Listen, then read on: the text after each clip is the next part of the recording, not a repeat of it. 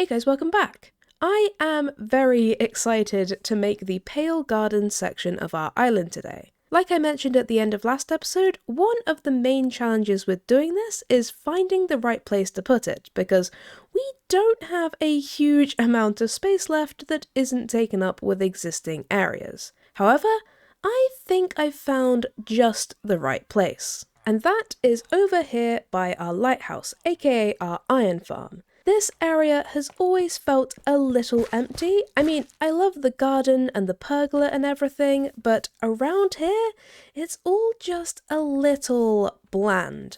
But I think our pale garden is going to fit perfectly over here. For a start, I think the pale moss is going to nicely blend into this rocky shore, making for a nicer transition, and I think it might also blend in quite nicely with the lichen-covered bushes I made over there in the background. It also means that the creakings won't spawn super close to our home, limiting the amount of times one of them is going to give me a heart attack by sneaking up on me, and it will of course give this area a bit more detail and liven it up, which it really does need. So we found the right spot, now we just need to design it.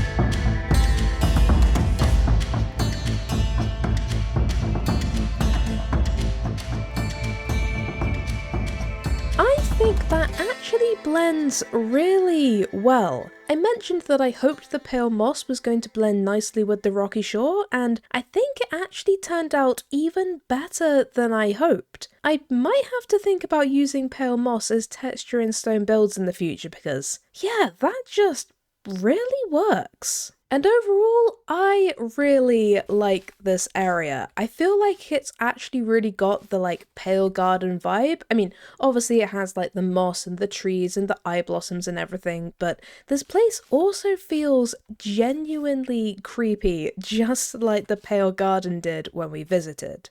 And I was slightly concerned when I realized that the trees weren't spawning with all the vines and I needed to manually place them. But I think after quite a lot of messing around, I'm actually quite happy with the final result. Initially, I added nowhere near enough, and then I started to add a few too many, but now I think it looks just about right, where it feels kind of similar to the biome itself, or maybe slightly heavier, but I really like the way it looks.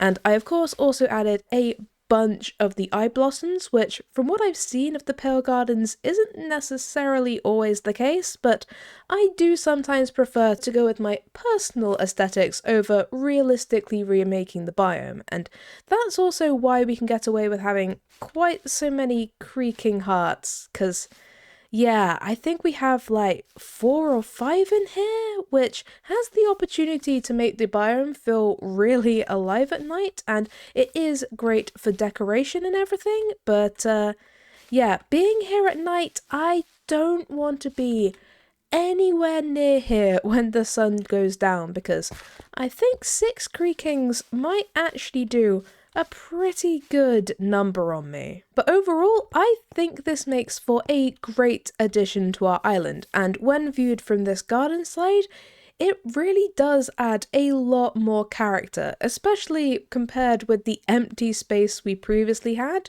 and these lichen-covered bushes certainly feel right at home on the edge of this lovely biome. But with all that looking lovely, there is one other small thing I wanted to do today, and it's something that I can't quite believe I haven't done yet, and that is add a melon and pumpkin farm to the farming area under our base. I know, I've had this world for almost 4 years. I haven't made an automatic melon and pumpkin farm? Well, today is the day we fix that. And I think I want to add it right in this space here. So, let's get building.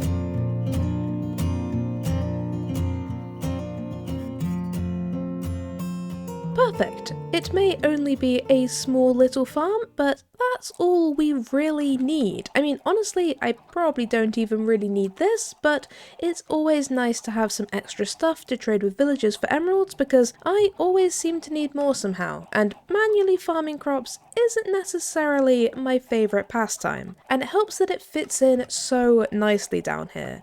I do really love making all these wall sections into little farms. It is very satisfying, and even though it doesn't give us the most space in the world to work with, it's more than enough space for this. As for the farm itself, I'm sure you've all seen this before. It's the classic melon and pumpkin farm design with the observer and piston, and it's a classic because honestly, it just works really well. So hopefully this will now just passively provide us with some melons and pumpkins, and I won't ever have to think about manually farming either of those ever again. But with that, I think I'm going to leave this episode here with the creakings walking behind me that I really hope don't get close enough to try and attack me, because that's going to be really awkward. But in general, I am very happy with how today went. We made this whole new section of our island, and we built a new farm as well, so we got to do a little bit of everything today, which is always very satisfying. And I think next episode,